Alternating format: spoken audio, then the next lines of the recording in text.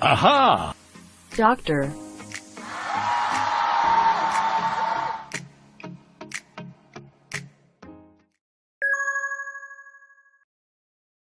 안녕하세요. 산부인과 전문의 오상현입니다.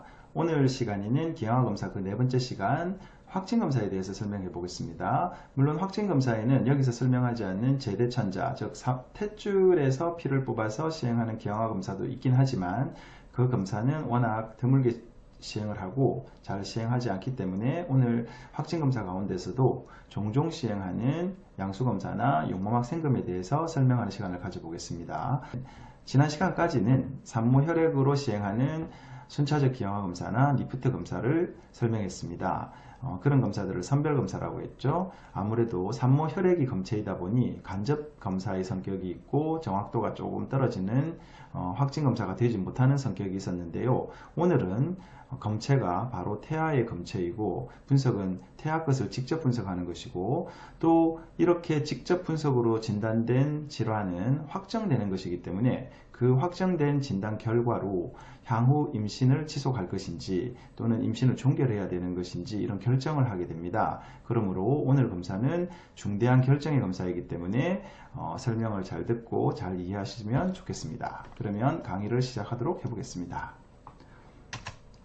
확진검사 대상자, 즉 누가 확진검사를 받아야 하는가요? 사실 이 검사 내용, 이 대상자의 내용은 지난 시간까지 자주 언급했던 내용입니다. 그래서 살펴보면 기형아 고위험군 임산부, 즉 기형아가 잘 발생될 수 있는 임산부에게 시행하는 검사입니다. 대상자를 보면 산모 나이가 35세 이상이거나 쌍둥이나 33세, 즉 나이 요인, 이전에 염색체 태아를 임신한 적이 있었던 경우 또는 산모나 남편이 염색체 이상이 있는 경우, 가족성 유전질환이 있는 경우 또는 선별검사, 즉 산모혈액으로 시행하는 검사에서 고위험 판정을 받은 경우, 초음파에서 태아기형이 확인되는 경우, 이런 경우에는 확진검사 대상자라고 했고 지난 시간까지 대략 3번 정도 반복했는데요. 이들은 바로 용모막 생검이나 양수검사를 하는 대상자라고 했습니다. 물론 확진검사 대상자라고 해서 반드시 확진검사를 꼭 해야 되는 것은 아니겠죠. 이런 검사의 결정은 산모와 남편의 권한이기 때문에 산부인과 의사는 설명하고 권고 대상자입니다 또는 이런 범위의 검사를 해야 됩니다 라고 안내할 뿐이고 결정은 산모와 남편이 잘 결정해야 될 문제라고 생각합니다. 그러면 용모막 생검이 무엇인지 설명해 볼게요. 먼저 우리나라 모 대학병원에서 시행한 10년 동안 시행한 용모막 생검 500례 이상의 임상적 연구를 바탕으로 설명을 진행하도록 해보겠습니다. 그럼 앞에 보고서 내용을 기반으로 용모막 생검에 대해서 설명을 시작해 볼게요. 용모막 생검은 그림에서 보는 것처럼 초음파로 자궁을 보면서 질 쪽으로 바늘을 넣어서 태반 조직을 떼어내는 방법이 있고 또 초음파를 보면서 배로 바늘을 찔러서 태반 조직을 떼어내는 두 가지 방법이 있습니다. 물론 상황에 따라서 또는 검사를 하시는 선생님이 숙련도에 따라서 어떤 방법을 할지 또는 산모의 감염 상태라든지 여러 가지 상황에 따라서 양쪽 다 시행할 수 있는 방법인데 아무래도 복부 채취 방법이 좀 더 안전하다고 보고는 되어 있더라고요. 그러면 시행 시기를 살펴보면 10에서 13주경에 이런 검사를 시행할 수 있습니다. 즉 조기에 확진할 수 있는 장점이 있죠. 가령 예전에 염색체 이상의 아기, 즉 기형의 아기를 임신해서 유산한 경험이 있는 여성의 경우에는 이런 검사를 빨리 알아서 이번 아기가 정상인지 아닌지 확인하고 싶은 마음이 간절할 것입니다. 이런 경우에 뒤늦게 시행하는 양수검사보다 이런 용모막 생검은 빨리 시행할 수 있기 때문에 그것도 확진으로 정확도가 높게 진단할 수 있기 때문에 굉장히 유용하다고 할 수 있겠습니다. 앞에 보고서에서 그러면 용모막 생검은 어떤 경우에 시행하는 경우가 많나요 하고 적응증들을 살펴봤더니 이 시기에 10에서 13주경에 시행하는 초음파로 보는 태아 목덜미 두께가 비정상인 경우, 즉 태아 목덜미 두께가 10에서 13주경에 비정상적으로 두껍다고 판정된 경우는 염색체 질환의 관련성이 굉장히 높습니다. 그래서 비정상인 경우에는 이렇게 용모막 생검을 통해서 정말로 염색체 이상이 있는지 이런 걸 확인하게 되겠죠. 그리고 순차적 1차 기형아 검사가 또 10에서 13주경에 시행하는데 이 시기에 고위험군으로 비정상 판정을 받게 되는 경우 정말 염색체 이상이 있는 건지 빨리 확인하고 싶을 때 이렇게 또 육모막 생금을 시행할 수 있겠고, 산모가 초고령인 경우 아무래도 35세 이상인 경우는 잘 시행하지 않는데 산모가 40세 이상인 경우에는 산모 스스로도 또 나이가 많다고 생각되고, 또 의사들도 고령 산모 중에서도 초고령이기 때문에 검사를 또 이렇게 권고하게 되고 하다 보니 이런 세 가지 경우가 앞에 보고서에서도 굉장히 많이 시행하는 적응증이었습니다. 그리고 이전 염색체 이상이 있거나 가족성 유전질환, 부모 중에 염색체 있는 경우, 이런 경우도 시행하는 이유가 되고 있었습니다. 그럼 이렇게 시행되는 육모막 생금의 합병증에 대해서 살펴보도록 하겠습니다. 아무래도 바늘로 찌르는 검사니까 어떤 손상의 위험이 따를 것입니다. 그래서 합병증들이 어떤 것인가 하고 살펴봤더니 아무래도 바늘로 찌르는 위험성 때문에 유산의 위험이 있습니다. 육모막 생금의 경우에는 앞에 보고서에서 살펴본 바에 따르면 한 2에서 6%, 이런 유산의 위험성의 퍼센트는 숙련자의 숙련도도 있을 것이고 또 산모의 상태도 이렇게 반영될 것입니다. 그래서 한 2에서 6% 정도가 유산이 될 수 있다라고 되어 있고, 양수검사하고 비교하자면 양수검사는 1에서 2% 정도의 위험도인데 육모막 생금의 유산 위험성이 좀 더 높은 것을 알 수 있습니다. 그 외에 바늘로 찌르니까 피가 난다든지, 또 질식으로 시행할 경우에는 산모의 질환에 클라미디아나 마이코플라즈마 같은 그런 균들이 있을 경우에는 또 검사하는 중에 자궁 안으로 상행 감염이 일어나서 또 감염이 일어나서 유산이 될 위험도 있을 수 있겠죠. 그리고 바늘로 찌르는 검사다 보니 태아 손상의 위험도 있을 수 있다라고 되어 있는데 또 이런 경우는 흔한 합병증은 아니라고 할 수 있습니다. 그리고 비용이 얼마인가요? 이건 합병증에서 설명할 내용은 아니지만 그래도 비용에 대해서 한번 언급하자면, 지난 시간에도 한번 설명을 했듯이 미국의 경우에는 한 150만원에서 500만원, 분석 항목에 따라서 이런 식으로, 또는 주마다 좀 차이가 있으니까 미국이야 워낙 의료 비용이 비싼 나라니까 이렇게 비싸다고 되어 있습니다. 우리나라 같은 경우에는 대략 검사하는 기관마다 좀 다르겠지만 한 120, 30만원 정도 하고 계신 것 같아요. 사실 이 육모막 생금 같은 경우는 저희 병원에서 하지 않고 저는 많이 하는 선생님께 의뢰를 하기 때문에 제가 보내는 검사 의뢰 기간은 대략 한 120만원 정도 검사를 받는다고 하시더라고요. 그래서 대략 그 정도 금액이다 라고 알고 계시면 되겠네요. 그러면 다음으로는 양수검사에 대해서 한번 설명해 보도록 하겠습니다. 양수검사는 이 그림에서 보는 것처럼 초음파를 가지고 자궁을 보면서 아기를 위치를 확인하고, 그리고 아기가 없는 쪽에, 양수가 있는 쪽에 바늘을 찔러서 양수를 채취하는 검사입니다. 보통 양수를 채취하는 것은 한 10에서 20cc 정도 채취한다고 보면 되겠고, 또 이렇게 바늘로 찌를 경우 이 바늘은 대부분 척추 마취하는 용으로 긴 바늘이죠. 대략 굵기가 한 22게이지, 23게이지 정도 바늘인데, 그 정도면 우리가 보통 병원에서 엉덩이 주사 맞는 정도의 바늘 굵기라고 보면 됩니다. 실제로 바늘로 찌를 때 뜨끔하는 정도, 뺄 때 뜨끔하는 정도인데, 워낙 검사가 긴 바늘로 배를 찌른다고 상상을 하니까 산모들이 굉장히 아플 것이라고 미리 겁을 많이 먹고 무서워 하시는데, 실제로 검사 시간도 짧고 바늘로 한번 찌르고 빼는 경우에 거의 1분 2분 이내로 끝나기 때문에 검사 시간도 짧고, 또 생각보다 통증이 많지 않아서 산모들이 생각보다 통증이 심하지 않았다고 놀라기도 하거든요. 그래서 어쨌든 이 그림처럼 양수를 채취하는 검사입니다.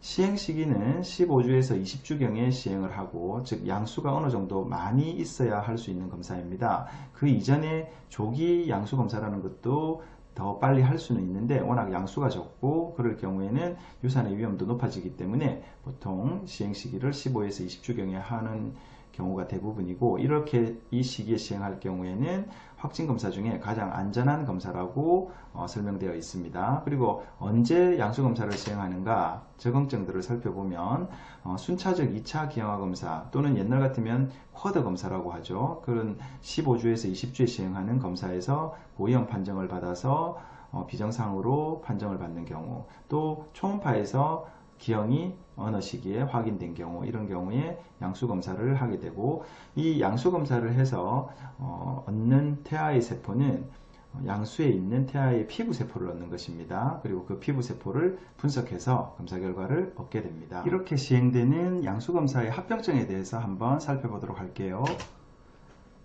양수검사 역시도 육모막 생검과 마찬가지로 바늘로 찌르는 검사니까 아무래도 위험성이 좀 있는 거겠죠. 그래서 유산의 위험은 1에서 2%, 아까 설명했던 것처럼 육모막 생검은 2에서 6%인데 반해서 양수검사가 유산 위험이 좀 더 떨어지죠. 그래서 좀 더 안전하다고 설명했습니다. 그리고 바늘로 찌르니까 피가 날 수도 있고, 또 감염이 일어날 수도 있고, 양수가 셀 수도 있고, 또 바늘에 찔려서 아기가 손상될 수도 있고. 그러나 실제로 검사를 시행해 보면, 사실 저도 양수검사를 많이 한 의사 중에 한 명인데요, 양수검사라는 게 비교적 안전한 검사고, 또 초음파로 보면서 아기 위치를 파악하고 아기가 없는 위치에 바늘을 찌르고, 또 그 들어가는 바늘까지도 초음파에서 보이기 때문에, 또 실제로 그 바늘 끝을 산모에게 보여주기도 하고 그러기 때문에 태아가 손상될 위험은 아주 지극히 낮다고 보시면 됩니다. 그래서 어쨌든 이런 검사들에서는 이런 합병증들이 생길 수 있다, 이렇게 이해하시면 되겠고, 그러면 비용에 대해서도 한번 살펴보면, 미국의 경우에는 양수검사는 뭐 한 100만원에서 한 800만원 그 정도, 분석 항목이나 또는 뭐 각 주마다 또 검사 비용이 각각 다르기 때문에, 우리나라 같은 경우에는, 저희 병원 같은 경우에는 염색체 분석만 시행할 경우에는 한 60만원, 그리고 빨리 결과를 보는 퀵테스트 같은 검사를 동반할 경우에는 한 80만원 정도 비용이 들어간다고 이해하시면 되겠습니다.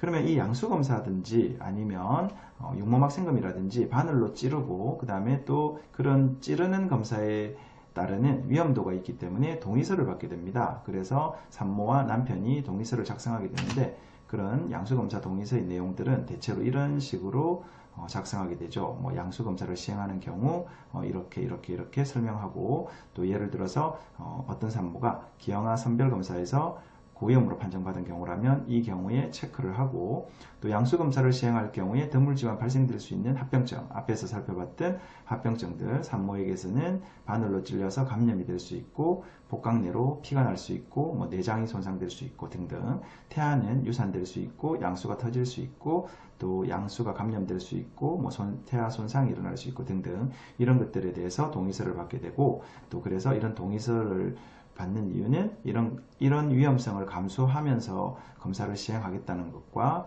또 시행하는 의사에게 뭐 법적 책임을 묻지 않겠다는 그런 부분들을 이렇게 동의서로 작성하고 본인과 보호자의 도장을 찍고 시행하게 되죠. 그래서 이런 양수검사 동의서가 있다는 것도 알고 계시면 되겠고, 그 다음에 이제 이 확진검사의 결과에, 예를 들어 지금 제가 설명하는 것은 양수검사의 결과를 가지고 예를 설명해 볼게요. 정상인 경우 퀵테스트, 즉 빨리 결과가 나오는 경우입니다.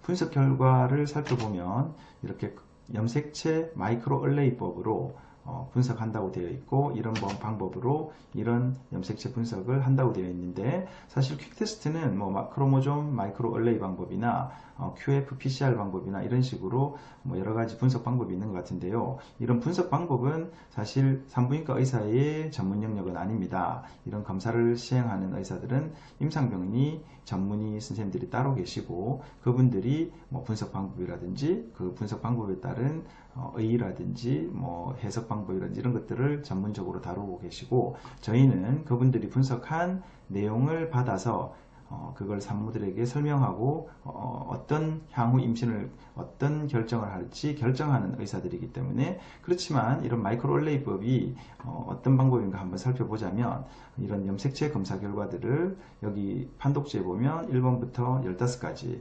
정도는 기본적으로 분석을 합니다. 그래서 여기에 정상이니까 검사 결과에 마이너스 모두 음성으로 나왔죠. 그리고 기타 질환, 사실 이 마이크로얼레이법은 이 백칩을 이용한다고 되어 있는데, 사실 또 백칩이 뭔지 한번 알아봤습니다. 뭐 30억 개의 인간 유전체 전체 염기 서열 중에 10만 개씩의 염기들을 나누고 있는 DNA 조각인 백클론을 뭐 어떻고 저떻고, 그래서 염색체 이상으로 발생하는 유전 질환을 조기 진단하는 데 사용 가능하다. 그래서 사용한 것 같습니다. 그래서 46개의 염색체에 대해서 이 백칩을 다 분석한다고 그러더라고요. 그래서 뭐 여기에서 나오는 15가지 외에도 여러 가지 각 염색체의 결손과 같은 질환들을 다 진단하기 때문에 꽤 많은 염색체 질환을 진단하는 것으로 설명을 하더라고요. 그리고 정확도도 이게 지금 이 검사가 선별 검사이지만 사실 여기서 정상이고 여기서 이상이고 이렇게 나오면 거의 99.9% 일치하기 때문에 상당히 믿을 수 있다고 검사실 선생님들은 말씀을 하시더라고요. 여튼 이 얘의 경우에는 정상이기 때문에 이렇게 염색체 이상에 모두 음성이 나왔고 기타 질환에도 추가로 기술된 게 없죠. 근데 확진검사의 결과 중에서 핵형 분석이라는 게 있습니다. 사실 앞에서 제가 양수검사를 설명할 때 양수에서 채취하는 것은 아기의 피부세포라고 했습니다. 근데 그 양수 내에 존재하는 아기의 피부세포는 굉장히 소량입니다. 그래서 소량 분석하면 틀릴 수가 있기 때문에 그 세포들을 세포 배양을 해서 세포의 개수를 늘려서 분석을 하는데 대개 검사 결과지를 보면 한 20개의 세포나 40개 세포를 반복 분석을 한다고 하더라고요. 그리고 그렇게 분석하는 결과는 어떤 것이냐면은 이렇게 염색체를 1번부터 23번까지 이렇게 핵형을 분석해서 모양과 그 다음에 개수와 이런 것들을 분석하게 됩니다. 물론 23번 염색체 성염색체도 분석을 하는데 성별 표기의 어떤 법적 제한 때문에 이렇게 성별은 표시하지 않고 결과지가 이렇게 나오게 됩니다. 이 경우는 1번부터 23번까지 개수라든지 모양에 이상이 없었기 때문에 정상으로 판정하게 되고 이 검사 결과는 대략 배양 시간을 고려해서 한 2주 정도 후에 결과가 나오는데 이 검사가 최종 검사입니다. 그래서 이 검사에서 정상이면 정상, 비정상이면 비정상 이렇게 판정하게 됩니다. 그러면 퀵테스트 비정상인 경우를 한번 예로 들어볼게요. 역시 마이크로얼레이법으로 백칩 DNA 칩을 이용해서 이렇게 분석을 했더니 이렇게 다운 증후군이 플러스로 나왔습니다. 다운 증후군이 확진이 된 거죠. 그래서 산모들이 이 검사가 얼마나 믿을 수 있느냐 하고 물어본다면 거의 99.9% 이 검사 결과가 다운 증후군입니다. 그리고 나중에 2주 후에 나올 핵형 검사도 다운 증후군이 나올 것입니다 라고 설명을 하게 되죠. 이 퀵 테스트의 의의는 빨리 이렇게 기형을 진단해서 즉 보통 3일이나 4일 정도 소요되는데요. 그렇게 검사 결과가 나오면 그 진단된 질환을 가지고 빨리 대응하기 위해서 비용을 더 주고 결과를 도출하는 것입니다. 그래서 이 검사자의 핵형을 기다려 봤더니 이렇게 염색체 분석이 일어났고 21번에서 3개의 염색체가 있는 전형적인 다운 증후군으로 진단된 것이죠. 이렇게 확진 검사를 하게 되고 정상이 나오는 경우에는 굉장히 산모나 보호자가 안도하게 되고 또 앞으로 임신을 지속하면서도 굉장히 행복한 그런 과정들을 거칠 수 있는데요. 사실 안타까운 것은 확진검사에서 비정상인 경우가 나왔을 때 특히나 생존하는데 치명적인 기형이 확진되었을 경우에는 임신을 더 이상 지속할 명분이 없기 때문에 임신을 종결하게 됩니다. 그리고 또 어떤 기형은 임신을 종결하지 않고 태어나서 치료할 수도 있고 대응할 수도 있기 때문에 미리 진단을 함으로써 태어나서 출산 후에 어떻게 치료할 것인가 하고 사전 준비를 하게 되죠. 그래서 이런 검사들은 이런 점에서 굉장히 의의가 높은 검사입니다. 여튼 오늘은 확진검사에 대해서 짧은 시간 내에 구체적으로 살펴보려고 노력을 했고요. 오늘 시간에 배운 내용으로 또 임신을 하는 중에 이런 검사를 하게 될 때 좀 더 도움이 되었으면 좋겠다고 생각합니다. 감사합니다.